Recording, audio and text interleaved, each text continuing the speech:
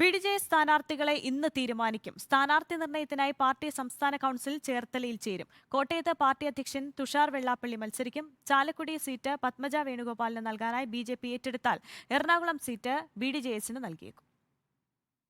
BJP ദേശീയ നേതൃത്വവുമായുള്ള ചർച്ച കഴിഞ്ഞ് തുഷാർ വെള്ളാപ്പള്ളി മടങ്ങിയെത്തിയതിന് പിന്നാലെയാണ് ബി.ഡി.ജെ.എസ് സ്ഥാനാർത്ഥി നിർണയ ചർച്ചകളിലേക്ക് കടക്കുന്നത്. മണ്ഡലം ജില്ലാ കമ്മിറ്റികളിലെ ചർച്ചകളിൽ ഉയർന്ന നിർദ്ദേശങ്ങൾ പരിഗണിച്ചാകും സംസ്ഥാന കൗൺസിൽ സ്ഥാനാർത്ഥിയെ നിശ്ചയിക്കുക. കോട്ടയം സീറ്റിൽ പാർട്ടി അധ്യക്ഷൻ തുഷാർ വെള്ളാപ്പള്ളി തന്നെ മത്സരിക്കും. ബി.ജെ.പി നേതൃത്വത്തിനും തുഷാർ മത്സരരംഗത്തിറങ്ങണമെന്നാണ് താൽപര്യം. ഇടുക്കി സീറ്റിൽ പാർട്ടി നേതാവായ അഡ്വക്കേറ്റ് സിനിൽ മുണ്ടപ്പള്ളിയെ മത്സരിപ്പിക്കാനാണ് സാധ്യത. മാവേലിക്കരയിൽ മുൻ DCC ജനറൽ സെക്രട്ടറി ബൈജു കലാശാലയെ മത്സരിപ്പിക്കാനാണ് ധാരണ. നാലാമത്തെ സീറ്റായ ചാലക്കുടി പത്മജയുടെ ബി.ജെ.പി പ്രവേശനത്തോടെ നഷ്ടപ്പെട്ടേക്കും. പകരം ബി.ജെ.പി മത്സരിക്കുന്ന എറണാകുളം സീറ്റ് ബി.ഡി.ജെ.എസിന് നൽകുമെന്നാണ് സൂചന. ഇക്കാര്യത്തിൽ ഇന്ന് തീരുമാനമറിയിക്കാമെന്നാണ് ബി.ജെ.പി നേതൃത്വത്തിന്റെ ഉറപ്പ്. സ്ഥാനാർത്ഥി നിർണയം ഇന്ന് പൂർത്തിയായാലും ഔദ്യോഗിക പ്രഖ്യാപനം നാളെ മാത്രമേ ഉണ്ടാവുകയുള്ളൂ. റിപ്പോർട്ടർ, ആലപ്പുഴ.